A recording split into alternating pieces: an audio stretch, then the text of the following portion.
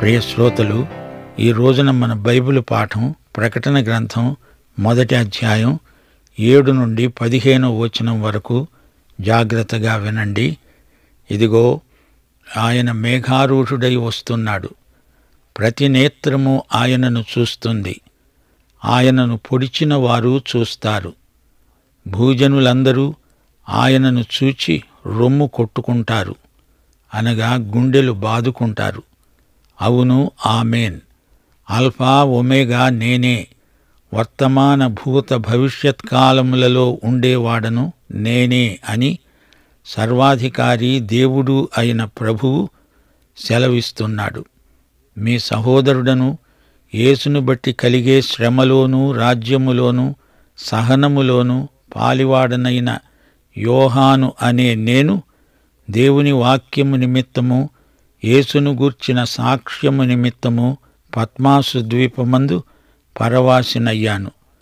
ప్రభువు దినమందు ఆత్మవశుడనై ఉండగా బూరధ్వని వంటి గొప్ప స్వరము నా వెనుక మాట్లాడడము విన్నాను. ఇది వినగా నాతో మాట్లాడుతున్న స్వరమేమిటో అని చూడటానికి అటు తిరిగాను. తిరుగగా 7 సువర్ణ దీపస్తంభములను, ఆ దీపస్తంభముల మధ్య మనుష్య కుమారుని పోలిన ఒక వ్యక్తిని చూచాను. ఆయన తన పాదముల మట్టుకు దిగుతున్న వస్త్రము ధరించుకొని వక్షస్థలానికి బంగారు దట్టి కట్టుకొని ఉన్నాడు. ఆయన తల వెండ్రుకలు తెల్లని ఉన్నిని పోలినవై హిమమంత ధవళముగా ఉన్నాయి. ఆయన నేత్రములు అగ్నిజ్వాలల వలె ఉన్నాయి. ఆయన పాదములు కొలిమిలో పుటము వేయబడి మెరిసే అపరంజితో సమానమై ఉన్నాయి. ఆయన కంఠస్వరము విస్తార జల ప్రవాహముల ధ్వని వలె ఉంది. ప్రియ శ్రోతలు, వింటున్నారా? యేసు మేఘారూఢుడై వస్తున్నాడు. ఆయన ఒక వ్యక్తిగా, భౌతికంగా ప్రతి ఒక్కరూ చూడగలిగేటట్లు వస్తాడు. ప్రతి నేత్రము ఆయనను చూస్తుంది. సంఘమును తీసుకువెళ్తాడు. రహస్యమేమీ లేదు, మర్మం కాదు, అందరూ చూడగలరు. ఆయన రాజ్యము స్థాపించడానికి వచ్చినప్పుడు అందరూ చూస్తారు. అయితే ఆయన మొదట మధ్యాకాశానికి వస్తాడు. సంఘము మధ్యాకాశానికి ఎత్తబడుతుంది. విశ్వాసులు ప్రభువును మధ్యాకాశంలో కలుసుకుంటారు. ప్రతి నేత్రము ఆయనను చూచేది ఎప్పుడు? ఆయన రాజ్యము స్థాపించడానికి వచ్చినప్పుడు. సంఘం ఎత్తబడేటప్పుడు ఆయన ఇక్కడికి రాడు. సంఘమే మధ్యాకాశానికి పైకి వెళ్ళిపోతుంది. ఆయన వచ్చినప్పుడు రాజ్య సంస్థాపన సమయంలో ప్రతి నేత్రము ఆయనను చూస్తుంది. భూజనులందరూ ఆయనను చూచి రొమ్ము కొట్టుకుంటారు. క్రీస్తును ఎరుగని భూజనులకు ఆయనను చూచినప్పుడు భయాందోళనలు కలుగుతాయి. వారు గుండెలు బాదుకుంటారు. క్రీస్తును తిరస్కరించిన లోక ప్రజలకు ఆయనను చూడడం ఎంతో మనస్తాపం. అయ్యో అయ్యో అంటూ గుండెలు బాదుకుంటారు. అవును, ఆమేన్. ప్రభూ, నీ ప్రజలకైతే నీవు రావటం ఎంతో ఆనందం. ఆమేన్ అంటే నీవు రావాలి, రాజ్యం స్థాపించాలి అనే స్వాగత వచనం, శుభవచనం. సత్యసాక్షి, ఆమేన్ అనబడినవాడా, రా, స్వాగతం అంటున్నారు ఆయన ప్రజలు. రాజుగా రాజాధిరాజువై రా ప్రభు, ఆమేన్. ఆల్ఫా ఒమేగా నేనే. గ్రీకు భాషలో మొదటి అక్షరం ఆల్ఫా, చివరి అక్షరం ఒమేగా. అక్షరాల కలయిక వల్ల మాటలేర్పడతాయి. మాటల సముదాయమే వాక్యం. యేసుక్రీస్తే వాక్యం. అందుకే వాక్యం ఉన్నాడు అన్నాము, ఉన్నది అని కాదు. ఆయన సజీవ వాక్యం, ఆల్ఫా ఒమేగా. ఆయన శరీరము ధరించిన అక్షరం. తెలుగు భాషలో ఆ మొదటి అక్షరం, క్ష చివరి అక్షరం. పూర్తి ప్రత్యక్షం, ప్రత్యక్ష సమాచారం, సమాచార ప్రకటన ఆయనే. ఆయనను సమీపించాలంటే, ఆయనతో సహవాసం చెయ్యాలంటే యేసు అనే అక్షర ప్రత్యక్షం మనకు కావాలి. హీబ్రూ భాషలో మొదటి అక్షరం అలెఫ్. చివరి అక్షరం తౌ. యేసే అలెఫ్ తౌ. ఆది ఆయనే, అంతము ఆయనే. యేసే బీజాక్షరం, అక్షయుడు. యేసు అనే రెండక్షరాల మధ్య దైవత్వమంతా ఉంది. ఏ నుండి జడ్డు వరకు అంతా యేసే. తండ్రి వద్దకు వెళ్లాలంటే యేసు అనే దివ్యాక్షరం ద్వారా, కుమారుని ద్వారా వెళ్లాల్సిందే. మాట్లాడాలంటే అక్షరాలు పలకాలి. దేవుడు కావాలంటే యేసు లేకుండా దేవుడు నీకు లేడు. అక్షరాలు రాకుండా మాటలు లేవు. దేవునికి స్తోత్రం. ఆల్ఫా వచ్చాడు, ఒమేగా రాబోతున్నాడు. ఆయన ఆది, అంతము, మొదలు, చివర. దేవుని మహాకార్యక్రమానికి యేసే ప్రారంభం, యేసే ముగింపు. వర్తమాన భూత భవిష్యత్ కాలములలో ఉండేవాడను నేనే. నేనే సర్వాధికారిని, ప్రభువును, దేవుడను, నిత్యుడను, శాశ్వతుడను. హెబ్రీ పత్రిక 13వ అధ్యాయం 8వ వచనం అంటోంది, యేసుక్రీస్తు నిన్న నేడు ఒకే రీతిగా ఉన్నాడు. అవును, యుగయుగములకు ఒకటే రీతిగా ఉంటాడు. కాలాన్ని స్థలాన్ని ఆవరించి ఉన్నాడు. సర్వములో సర్వము అయినవాడు. ప్రభువు సెలవిస్తున్నాడు, మాట్లాడుతున్నాడు. వర్తమాన కాలంలో మనకు సమకాలీనుడై మహిమాన్వితుడై ఉన్నాడు. భూతకాలంలో వచ్చిన రక్షకుడు భవిష్యత్తులో సార్వభౌముడుగా రాబోతున్నాడు. 4 నుండి 8వ వచనం వరకు యేసుక్రీస్తు, ఆయన విలేకరి అయిన యోహాను మనకు అభినందనలు చెబుతున్నారు. గ్రంథారంభంలో శుభవచనాలు చెబుతున్నారు. ఈ వాక్య భాగం భావగాంభీర్యమై అర్థవంతమై మనల్ని ఆశీర్వదిస్తోంది. ప్రకటన గ్రంథానికి ఇది అవతారిక. యోహాను అనే నేను ప్రవాసిని అని పరిచయం చేసుకుంటున్నాడు. 3 సార్లు యోహాను అనే నేను అన్నాడు. ఈ గ్రంథం ముగింపులో 2 సార్లు యోహాను అనే నేను అని చెప్పుకున్నాడు. యేసును బట్టి కలిగిన శ్రమలో పాలివాడను. ఇవి యోహానుకు కలిగిన వ్యక్తిగత శ్రమలు. రాబోయే మహాశ్రమల సంగతి కాదిది. నేను మీ సహోదరుణ్ణి. క్రీస్తు శకం 96 సంవత్సరంలో రోమా చక్రవర్తి డొమిషియన్, అతను యోహానును పత్మసు ద్వీపంలో నిర్బంధంలో ఉంచాడు. యోహాను ఎఫెసు సంఘ కాపరి, మిగతా సంఘాలను పర్యవేక్షించాడు. యోహాను దేవుని వాక్యాన్ని ఎక్కువగా బోధించాడు. అందుకే అతనికి ఈ శ్రమలొచ్చాయి. ఈ శ్రమలను గురించి యోహానుకు బాగా తెలుసు.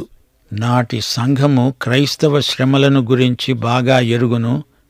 వారికి శ్రమలేవీ కొత్తవి కావు. వారికి శ్రమలు ఆధ్యాత్మిక పరిశ్రమలు. మనం కూడా శ్రమల బడిలో ఎన్నో పాఠాలు నేర్చుకుంటాము. యేసు రాజ్యంలో, యేసు సహనంలో నేను పాలివాడను. దేవుని వాక్యము నిమిత్తము, యేసును గూర్చిన సాక్ష్యము నిమిత్తము పత్మసులో నేను ప్రవాసిని. దేవుని రాజ్యం ఇంకా రాలేదే అంటారా? క్రీస్తునందు నూతన జన్మ పొందిన వారందరూ ఆయన రాజ్యములో ఉన్నట్లే నిశ్చయత గలవారు. అప్పుడు ఆ రాజ్యములోకి వెళ్ళడానికి ఇప్పుడు ఈ శ్రమలు మనకు సిద్ధపాటు. 1000 ఏండ్ల పాలన యేసు వచ్చి స్థాపిస్తాడు, ప్రారంభిస్తాడు. అంతవరకు శ్రమలలో మనమంతా పాలివారము. మనకందరికీ సహనముండాలి. క్రీస్తు శకం 86 నుండి 96 మధ్యకాలంలో యోహాను పత్మసులో ప్రవాసమున్నాడు. ఆ ద్వీపం ప్రమాదకరమైన స్థలం. అగ్నిపర్వతాల లావా అక్కడ కురుస్తుంది. చిన్నాసియా సముద్ర తీరాన ఆ ద్వీపంలో యోహాను శ్రమబాధితుడు, ఖైదీ. అది 16 కిలోమీటర్ల పొడవు, 10 కిలోమీటర్ల వెడల్పు గల ద్వీపం, పత్మసు ద్వీపం. యేసు అనే నామం యోహాను సువార్తలో, ప్రకటన గ్రంథంలో ఎక్కువగా చెప్పబడింది, పలకబడింది. యేసు మహిమ, యేసు పరలోక దివ్య మహిమ యోహాను తలంపులను, హృదయాన్ని ఎంతగానో ఆకట్టుకుంది. ఇప్పుడు మనం యేసును గొప్ప ప్రధాన యాజకుడుగా చూడబోతున్నాము. ప్రభువు దినమందు నేను ఆత్మవశుడనై ఉన్నాను. దేవుని ఆత్మ, పరిశుద్ధాత్మ, ఆయనే దేవుని పని నిర్వహిస్తున్నాడు. యోహానును పరిశుద్ధాత్మ వశపరుచుకొని అతని చేత యేసు మాటలు రాయించాడు. ఇది పరిశుద్ధాత్మ యోహాను ద్వారా చేసిన పని. యోహాను సువార్త 16వ అధ్యాయం 13, 14 వచనాలు. అయితే ఆయన అనగా సత్యస్వరూపి అయిన ఆత్మ వచ్చినప్పుడు మిమ్ములను సర్వసత్యములోనికి నడిపిస్తాడు. ఆయన తనంతట తానే ఏమీ బోధింపక వేటిని వింటాడో వాటిని బోధించి సంభవించబోయే సంగతులను మీకు తెలియచేస్తాడు. ఆయన నా వాటిలోనివి తీసుకొని మీకు తెలియచేస్తాడు గనుక నన్ను మహిమపరుస్తాడు. ప్రియ శ్రోతలు, చూస్తున్నారా? మహిమపరచబడిన యేసుక్రీస్తు మనకు సాక్షాత్కరిస్తున్నాడు. ఈ రోజు వరకు మనకు యేసు గొప్ప ప్రధాన యాజకుడే. నేను ఆత్మయందు ఉన్నాను, ఆత్మవశుడనై ఉన్నాను అంటున్నాడు యోహాను. పరిశుద్ధాత్మ యోహాను పైకి వచ్చాడు. పరిశుద్ధాత్మ యోహానును లోబరుచుకున్నాడు. యోహానుకు స్వరం వినపడింది. యేసు స్వరూపం కనపడింది. యోహాను చెవులకు వినపడిందే కన్నులకు కనపడింది. అది ప్రభువు దినం, ప్రభువు రోజు. ఇక్కడ ప్రభువు దినం అంటే ఆదివారం. నా వెనుక బూరధ్వని వంటి గొప్ప స్వరము నేను విన్నాను. యేసు ప్రభువు సంఘమును ఎత్తుకుపోయేటప్పుడు కేకతో వస్తాడు. 1 తెస్సలోని పత్రిక 4వ అధ్యాయం 16వ వచనం. ఆర్భాటముతోనూ ప్రధాన దూత శబ్దముతోనూ దేవుని బూరతోనూ పరలోకము నుండి ప్రభువు దిగి వస్తాడు. క్రీస్తునందుండి మృతులైన వారు మొదట లేస్తారు. ఆయన స్వరం ఎలాంటిది? ప్రధాన దూత స్వరం లాంటిది. ఆయన స్వరం దేవుని బూరలాగా ధ్వనిస్తుంది. కేక, స్వరం, బూర. యేసు కంఠస్వరమది. తన వారిని లేపటానికి ఆయనకు ఎవరి సాయమూ అక్కర్లేదు. యేసుక్రీస్తు వస్తాడు, సంఘాన్ని ఎత్తుకపోతాడు. యేసుక్రీస్తును చూడండి. ఆయన వ్యక్తిత్వం ఎంత ఆకర్షణీయమో, ఎంత గంభీరమో. యోహాను స్వయంగా ఆయన్ను చూచాడు. మనుష్య కుమారుని పోలినవాడు, దేవకుమారుడు. ఆయన అంగీ పాదముల మట్టుకు దిగి ఉంది. వక్షస్థలానికి బంగారు దట్టి. 7 సువర్ణ దీపస్తంభాలు అనగానే మనకు ఆరాధన గుడారం జ్ఞాపకమొస్తుంది. అదేమో 7 శాఖలు గల ఒకే దీపవృక్షం. అయితే ఇక్కడ 7 దీపస్తంభాలున్నాయి. 7 దీపస్తంభాలు 7 సంఘాలు. యేసు అన్నాడు, నేను లోకమునకు వెలుగును. నేను వెళ్ళిపోయాక మీరే లోకానికి వెలుగు. సంఘమే లోకమునకు వెలుగై ప్రకాశించాలి, ప్రజ్వలించాలి. యేసుక్రీస్తు మనకు గొప్ప ప్రధాన యాజకుడు. ఆయన దుస్తులు ప్రధాన యాజకుని దుస్తులే. యేసు యొక్క నీతి ఈ దుస్తులలో ప్రతిఫలిస్తుంది. ఆయన ఏ పాపము ఎరుగడు, పాపరహితుడు. నిర్గమకాండం 28వ అధ్యాయం 2 నుండి 4వ వచనం వరకు యాజకుల దుస్తులు ఎంత ఆకర్షణీయమైనవో వర్ణించబడింది. అవి ప్రతిష్ఠితమైన వస్త్రాలు. జ్ఞానాత్మతో నిండిన వివేక హృదయులు ఆ దుస్తులను తయారు చేశారు. యఫోదు నిలువుటంగి, విచిత్రమైన పాగా, దట్టి, వీటిని ధరించుకున్న ప్రధాన యాజకుడు ప్రతిష్ఠితుడు. వక్షస్థలానికి బంగారు దట్టి కట్టుకున్నాడు, నడుముకు కాదు. ఇది అతని బలాన్ని, న్యాయ తీర్పును, సత్యమును సూచిస్తుంది. సంఘముల మధ్య నిలిచిన మన ప్రధాన యాజకుణ్ణి చూడండి. ఆయన తీర్పు తీర్చే న్యాయాధిపతి. యేసుక్రీస్తు యొక్క పరిచర్య ఎంతో ప్రశస్తమైనది. యేసుకు మనం సమకాలికులం. ఆయన పరిచర్యలు 3. 1, ఆయన మన కోసమై విజ్ఞాపన చేస్తున్నాడు. హెబ్రీ పత్రిక 7వ అధ్యాయం 25వ వచనం.